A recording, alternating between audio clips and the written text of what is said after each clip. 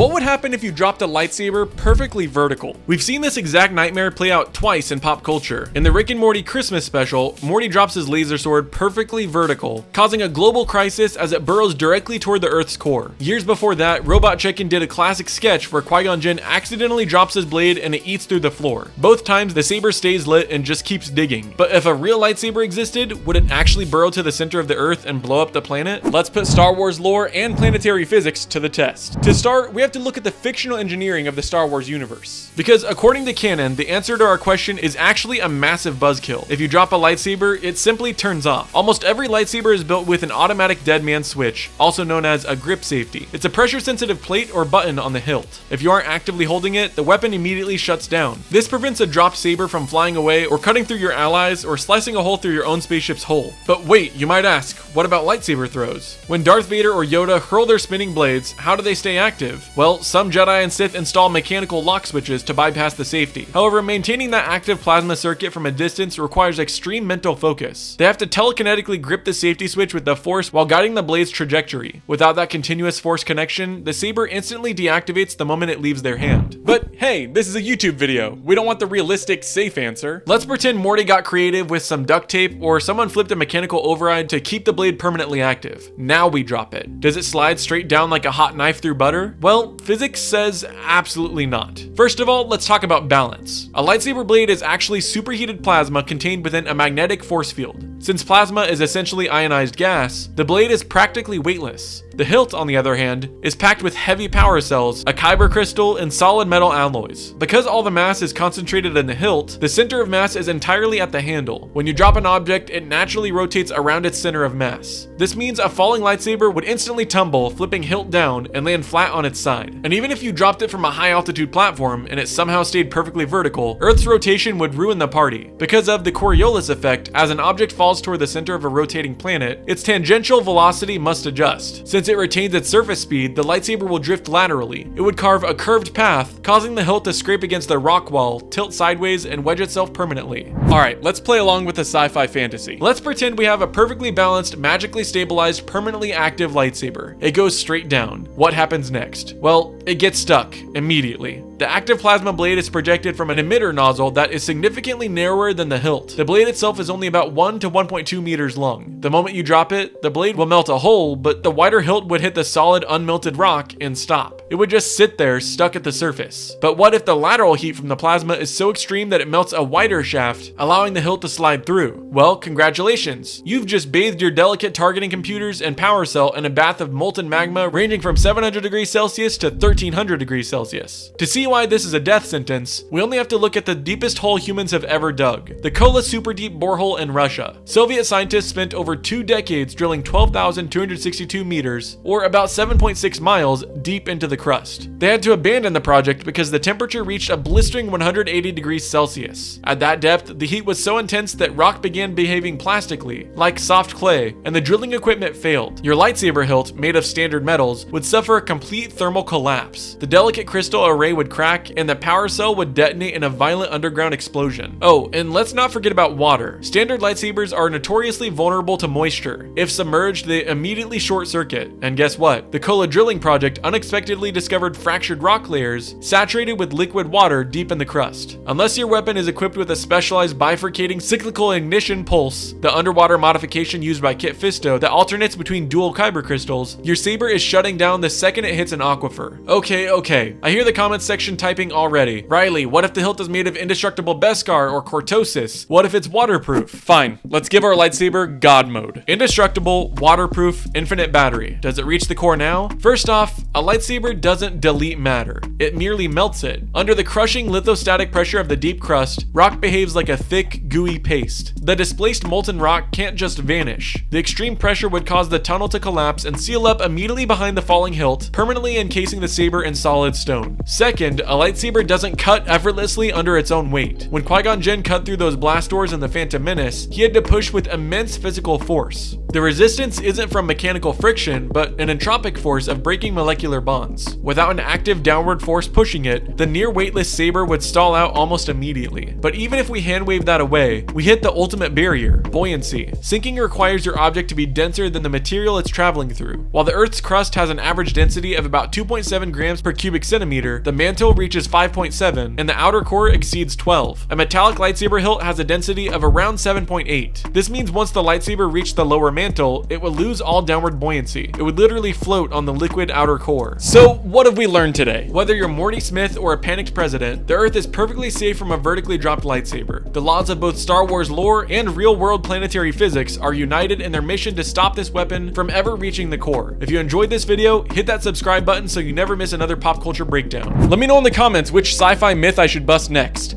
Thanks for watching, and I'll see you in the next video.